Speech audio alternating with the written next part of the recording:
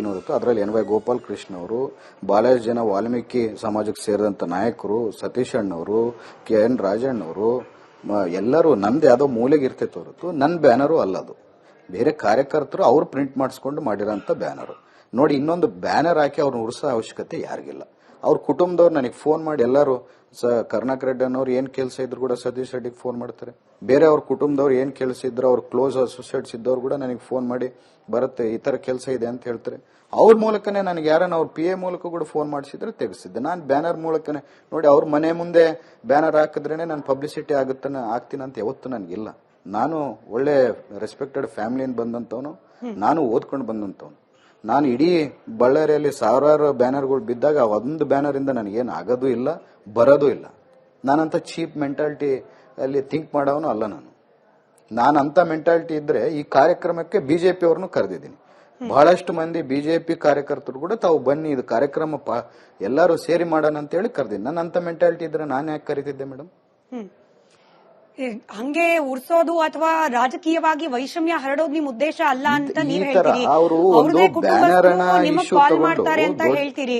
ಆದ್ರೆ ನಮಗೆ ಆ ಕಡೆಯಿಂದ ಬರ್ತಿರುವ ಪ್ರತಿಕ್ರಿಯೆಗಳು ಹೇಗಿದೆ ಅಂತಂದ್ರೆ, ಭರತ್ ರೆಡ್ಡಿ ಅವರೇ, ಈ ದುಶ್ಮನಿ ಅನ್ನೋದೇನಿದೆ ರಾಜಕೀಯ, ಇದು ನಾರಾ ಭರತ್ ರೆಡ್ಡಿ, ಜನಾರ್ದನ್ ರೆಡ್ಡಿ ಅವ್ರ ಕಾಲದ್ದಲ್ಲ, ನಿಮ್ ತಂದೆಯವ್ರ ಕಾಲ. ನನ್ ಕ್ಷಮೆ ಇರ್ಲಿ, ಅವರು ವಯಸ್ಸಿನಲ್ಲಿ ದೊಡ್ಡವರು, ಹಿರಿಯರು, ರಾಜಕೀಯದಲ್ಲಿ ನಾನು ಚಿಕ್ಕೋಳಿರ್ಬಹುದು, ಬಟ್ ಅವ್ರು ಮಾತನಾಡಿದಾರೆ. ಹಾಗಾಗಿ ಪ್ರಶ್ನೆ ಕೇಳ್ತಿದ್ದೀನಿ, ಸೂರ್ಯನಾರಾಯಣ ರೆಡ್ಡಿ ಅವರೇ ಕ್ರಿಮಿನಲ್ಲು, ಅವ್ರ ಇಡೀ ಕುಟುಂಬ ಕ್ರಿಮಿನಲ್ಸು, ಹಾಗಾಗಿ ಭರತ್ ರೆಡ್ಡಿ ಅವರಿಂದ ಕೂಡ ಇದನ್ ಬಿಟ್ಟು ಬೇರೆ ಏನ್ ನಿರೀಕ್ಷೆ ಮಾಡಬಹುದು? ಜನಾರ್ದನ್ ರೆಡ್ಡಿ ಅವ್ರ ಹೇಳಿಕೆ ಸರ್ ಇದು.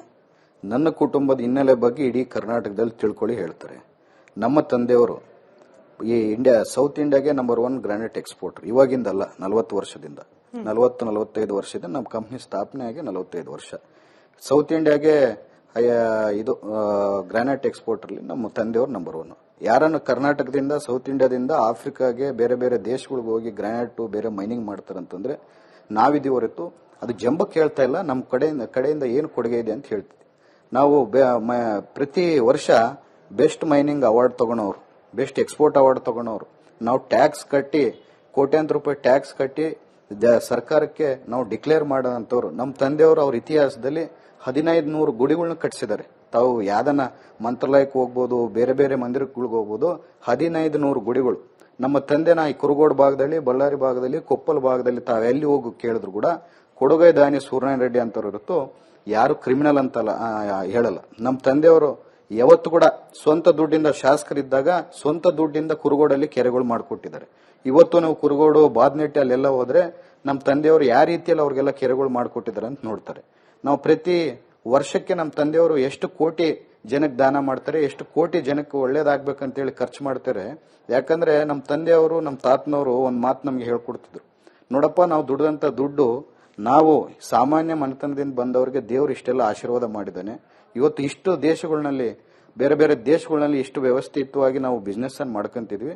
ಈ ಆಶೀರ್ವಾದ ದೇವರು ಮಾಡಿದಾನೆ, ದೇವರು ಕೊಟ್ಟಂತ ದುಡ್ಡಲ್ಲಿ 4 ಜನಕ್ಕೆ ಸೇವೆ ಮಾಡ್ಬೇಕಂತೇಳಿ ನಮಗೂ ಹೇಳ್ಕೊಟ್ಟಿದ್ದಾರೆ. ಅದೇ ರೀತಿಯಲ್ಲಿ ಹೋಗ್ತಿದ್ವಿ. ಒಂದು ಇವರೇನು ಮಾಜಿ ಇದು ನಮ್ಮ ಶಾಸಕರು ಜನಾರ್ದನ್ ರೆಡ್ಡಿ ಅವರು, ಅವ್ರ ಹೆಸರೇನು ಜನಾರ್ದನ್ ರೆಡ್ಡಿ ಅವರು ಬಾಯಲ್ಲಿ ಬಿಟ್ಟು ನಮ್ಮ ತಂದೆಯವರು ಕ್ರಿಮಿನಲ್ ಅಂತ ಯಾರ ಬಾಯಲ್ಲಿ ಬರಲಿಲ್ಲ. ಹಾಗಾದ್ರೆ ಇಷ್ಟು ದ್ವೇಷ ಯಾಕೆ? ಜನಾರ್ದನ್ ರೆಡ್ಡಿ ಅವರು, ಶ್ರೀರಾಮುಲು ಅವರು ಇಬ್ರು ಸೇರಿ ನಿಮ್ಮನ್ನ, ನಿಮ್ಮ ತಂದೆಯವರನ್ನ ವಾಚಾಮಗೋಚರವಾಗಿ ಬೈತಾ ಇರೋದು, ಬಳ್ಳಾರಿಯಲ್ಲಿ ರೌಡಿಸಂಗೆ ಹಾಗೆ ಕ್ರಿಮಿನಲ್ ಆಕ್ಟಿವಿಟಿಗೆ ನೇರವಾಗಿ ಕಾರಣ ತಾವು, ಹಾಗೆ ತಮ್ಮ ತಂದೆ, ಹಿಂಗೆ ಯಾಕೆ ಹೇಳ್ತಿದ್ದಾರೆ? ನೋಡಿ ಮೇಡಮ್, ನನಗೆ ನಮ್ಮ ತಂದೆ ಕಲ್ಚರ್ ಕಳಿಸಿದ್ದಾರೆ. ಇದರಲ್ಲೇ ನಿಮಗೆ ಗೊತ್ತಾಗುತ್ತೆ. ನಾನ್ ಬೈಬೇಕಂದ್ರೆ ಅವರು ಶಾಸಕರವರ ಫ್ಯಾಮಿಲಿದಲ್ಲಿ ಅವ್ರ ತಂದೆಯವ್ರ ಪಾಪ ತೀರ್ಕೊಂಡು ಹೋಗಿದ್ದಾರೆ. ಅವ್ರ ಬಗ್ಗೆ ಕೂಡ ಮಾತಾಡಕ್ ನಾವು ಅಲ್ಲಿವರೆಗೂ ಹೋಗಲ್ಲ. ಬೇರೆಯವ್ರ ತಂದೆಯವ್ರ ಬಗ್ಗೆ ನಾನು ಮಾತಾಡಕ್ ಹೋಗಲ್ಲ. ಯಾಕಂದ್ರೆ ನಮ್ಮ ಮನೆಯಲ್ಲಿ ಕೂಡ ಯಜಮಾನ್ರು ಇರ್ತಾರೆ, ಯಜಮಾನ್ರ ಬಗ್ಗೆ ಮಾತಾಡಬಾರ್ದು ಅಂತ ಹೇಳಿ ನಮ್ಮ ಸಂಸ್ಕೃತಿ ನಮ್ಮ ತಂದೆಯವ್ರು ನನಗೆ ಕಳ್ಸಿಕೊಟ್ಟಿದ್ದಾರೆ. ಆದ್ರೆ ಅವರು ಯಾವ ಸಂಸ್ಕೃತಿಯಿಂದ ಬಂದಿದ್ದಾರೆ ಅಂತೇಳಿ ನೀವೇ ಜಡ್ಜ್ ಮಾಡಬೇಕು. ಈಗ ನಮ್ಮ ತಂದೆಯವರು ಅಲ್ಲಿ ಇಲ್ಲೇ ಇಲ್ಲ. ನಮ್ಮ ತಂದೆನ ಕ್ರಿಮಿನಲ್ ಅಂತಾರೆ. ನಮ್ಮ ತಂದೆ ಎಷ್ಟು ದೊಡ್ಡ ಬಿಸ್ನೆಸ್ ಮ್ಯಾನು, ನಮ್ಮ ತಂದೆ ಎಷ್ಟು ಬೆಸ್ಟ್ ಎಕ್ಸ್ಪೋರ್ಟ್ ಅವಾರ್ಡ್ಗಳು ತಗೊಂಡಿದ್ದಾನೆ, ನಮ್ಮ ತಂದೆ ಎಷ್ಟು ಟ್ಯಾಕ್ಸ್ ಪೇ ಮಾಡಿದ್ದಾನೆ, ನಮ್ಮ ತಂದೆ ಎಷ್ಟು ದಾನ ಮಾಡಿದ್ದಾನೆ, ಎಷ್ಟು ಜನಕ್ಕೆ ಒಳ್ಳೇದು ಮಾಡಿದ್ದಾನೆ. ಯಾರನ್ನ ನಮ್ಮ ಮನೆ ಬಾಕ್ಲಿಗೆ ಬಂದಾಗ ಖಾಲಿ ಕೈಯಿಂದ ಓದಂತ ಉದಾಹರಣೆ ಎಲ್ಲಿಲ್ಲ ಅಂತ ಹೇಳಕ್ ಇಚ್ಛೆ ಪಡ್ತೀನಿ. ಎಲ್ಲರಿಗೂ ಗೊತ್ತಿದೆ. ತಾವು ಬೆಂಗಳೂರಲ್ಲಿ ತಿಳ್ಕೊಬಹುದು, ಕೊಪ್ಪಳಲ್ಲಿ ತಿಳ್ಕೊಬಹುದು, ರಾಯಚೂರಲ್ಲಿ ತಿಳ್ಕೊಬಹುದು, ಬಳ್ಳಾರಿಯಲ್ಲಿ ತಿಳ್ಕೊಬಹುದು. ನಾನಿದು ಹೆಗ್ಗಳಿಕೆಗೋಸ್ಕರ ಹೇಳ್ತಾ ಇಲ್ಲ. ನಮ್ಮ ತಂದೆ ಮಾಡೋಂತ ಒಳ್ಳೆ ಕೆಲಸದ ನಿಮ್ಮ ಯಾವತ್ತು ಒಂದು ದೇವ್ರು ಹೇಳ್ತಾರೆ, ಎಡಗೈಯಿಂದ ಮಾಡಿದ್ದು ದಾನ ಬಲಗೈ ಕೂಡ ಗೊತ್ತಾಗಬಾರ್ದು ಅಂತೇಳಿ. ಆ ದಾನದ ಬಗ್ಗೆ ನಾವು ಯಾವತ್ತು ಹೇಳ್ಬಾರ್ದು. ಇವತ್ತು ಏನೋ ಪರಿಸ್ಥಿತಿ ಬಂದಿದೆ ಹೇಳ್ತಿದ್ವಿ. ಸರಿ, ನೀವು ಕಲ್ಚರ್ಡ್ ಅಂತಿದ್ದೀರಿ, ಸುಸಂಸ್ಕೃತರು ಅಂತ ಹೇಳ್ತಿದ್ದೀರಿ, ಲಂಡನ್ ಅಲ್ಲಿ ಓದ್ಕೊಂಡ್ ಬಂದಿದ್ದೀರಿ ನಾರಾ ಭರತ್ ರೆಡ್ಡಿ ಅವರೇ. ನಾನು ನೇರವಾಗಿ ಪ್ರಶ್ನೆ ಕೇಳ್ತೀನಿ. ನಿನ್ನೆ ನೀವು ಆವೇಶಕ್ಕೆ ಒಳಗಾಗಿ ಮಾತನಾಡಿದ್ರು ಅಥವಾ ಪರಿಸ್ಥಿತಿ ಹಂಗಿತ್ತೋ ಗೊತ್ತಿಲ್ಲ, ಬಟ್ ವೆಲ್ ಎಜುಕೇಟೆಡ್ ಆದ ನಿಮ್ಮ ಬಾಯಲ್ಲಿ ಮನೆ ಭಸ್ಮ ಮಾಡ್ತೀನಿ, ದ್ವೇಷ ತೀರಿಸ್ಕೊಳ್ತೀನಿ, ಇಡೀ ಬಳ್ಳಾರಿ ಬೇಕಾದ್ರೂ ಹೊತ್ತೂರಿಸ್ತೀನಿ, ಇಂಥ ಮಾತುಗಳು ಒಬ್ಬ ಶಾಸಕರಾಗಿ ಬರ್ಬೇಕಾಗಿತ್ತ? ನಾನು 2 ದಿವಸದಿಂದ ನಾನು ಎಲ್ಲ ಮೀಡಿಯಾದಾಗ ನೋಡ್ತಿದ್ದೆ ಮೇಡಮ್. 2 ದಿವಸದಲ್ಲಿ ನಾನು ಮೀಡಿಯಾದಾಗ ನೋಡ್ತಿದ್ದೀನಿ.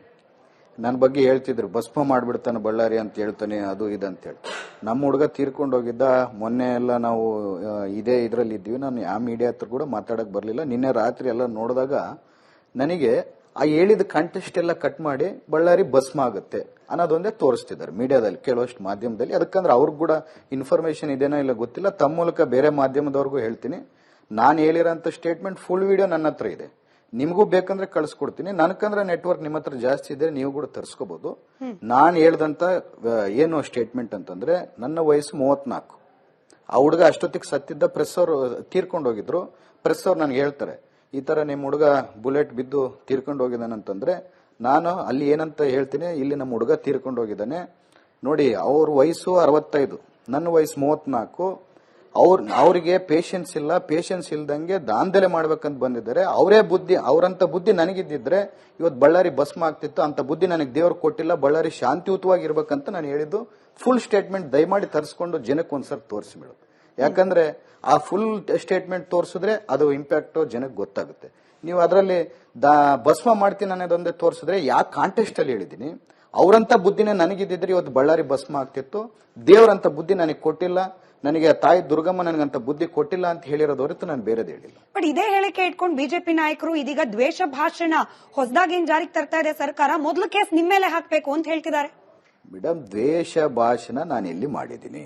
ನಾನು ಸ್ಟೇಟ್ಮೆಂಟ್ ಅಲ್ಲಿ ಕ್ಲಿಯರ್ ಆಗಿ ಹೇಳಿದ್ದೀನಿ, ನನ್ನ ಹುಡುಗ ತೀರ್ಕೊಂಡು ಹೋಗಿದ್ದಾನೆ.